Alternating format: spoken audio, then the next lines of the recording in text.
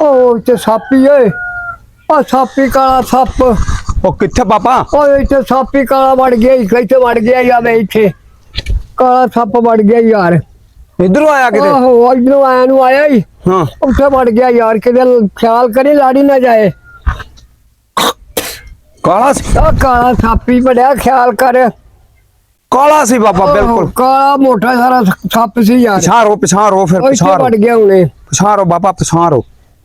ਤੂੰ ਆਪ ਵੇਖਿਆ ਵਾ? ਆਹੋ ਕਮਾਲ ਹੈ ਯਾਰ ਉਹ ਉਰਾ ਉਹ ਬਾਬਾ ਵੜਿਆਈ ਉਹ ਯੋ ਐਵੇਂ ਮੈਂ ਉਹ ਵੇਖੀ ਕਿਤੇ ਆਇਆ ਬਾਪਾ ਭੱਜ ਕੇ ਨਾ ਲਾੜੇ ਦਾ ਜਾਏ ਕਿਤੇ ਬਾਬਾ ਉਹ ਤਾਂ ਬੜੀ ਮੋਟੀ ਲੀ ਕੇ ਆਏ थे। ਉਹ ਬੜਾ ਸੱਪ ਤਕੜਾ ਵਾ ਯਾਰ ਕਾਲਾ ਸੱਪ ਆ ਹਾਂ ਬੜਾ ਤਕੜਾ ਸੱਪ ਆ ਯਾਰ ਓਏ ਹੋਏ ਹੋਏ ਹੋਏ ਤੇ ਬਾਬਾ ਕੀ ਹਾਲ ਕਰੀਏ? ਇੱਥੇ ਲਾਗੇ ਕੋਈ ਆਪਣੇ ਜੋਗੀ ਵੀ ਨਹੀਂ ਖਰਿਆ ਹੈਗਾ। ਕੋਈ ਨਹੀਂ ਗਾ ਜੋਗੀ ਉੱਥੇ ਕਿੱਥੋਂ ਆਇਆ ਤੇ ਜੋਗੀ ਆਂਦੇ ਸੱਪ ਫੜ ਲੈਂਦੇ ਉਹ ਹੁੰਦੇ ਫੜ ਲੈਂਦੇ ਹੁੰਦੇ ਆ ਤੇ ਇਹਦਾ ਕੋਈ ਹੱਲ ਕਰੀਏ ਬਾਬਾ। ਇੰਜ ਕਰ ਤੂੰ ਪੋਲੇ ਇੱਟਾਂ ਚੁੱਕ ਤੇ ਮੈਂ ਇੱਥੋਂ ਐ ਡੰਡਾ ਕੱਸ ਕੇ ਰੱਖਦਾ ਵਾਂ। ਚੁੱਕੇਗਾ ਇੱਟਾਂ? ਯਾਰ ਕਿਤੇ ਡਾਂਗੀ ਨਾ ਮਾਰ ਬਵੇ ਯਾਰ ਖਿਆਲ ਕਰੀ ਬਾਬਾ ਹੌਲੀ ਹੌਲੀ ਇੱਟ ਚੁੱਕ ਤੇ ਪਿਛਾਂ ਹੋ ਜਾ ਕਰ।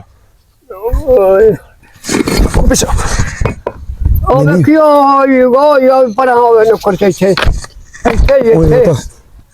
ਓਏ ਹੋਏ ਹੋਏ ਬਾਬਾ ਉਤਲਾ ਰੋੜਾ ਚੁੱਕ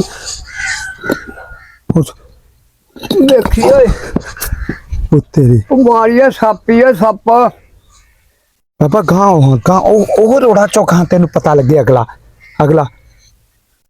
ਆ ਚੁੱਕਲਾ ਉਹ ਚੁੱਕ।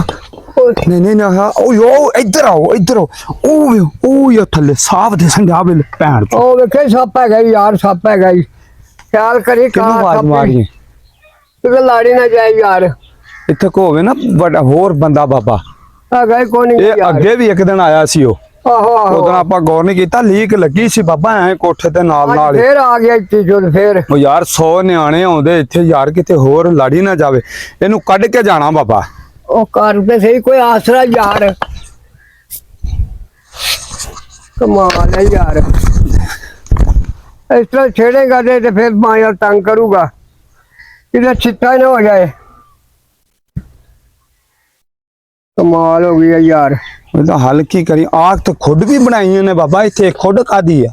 ਨਹੀਂ ਖੁੱਡ ਨਹੀਂਗੀ ਇੱਟਾਂ ਥੱਲੇ ਨਹੀਂ ਨੇ ਤੇ ਇਹਨੇ ਖੁੱਡ ਚ ਵੜ ਜਾਣਾ ਸੀ।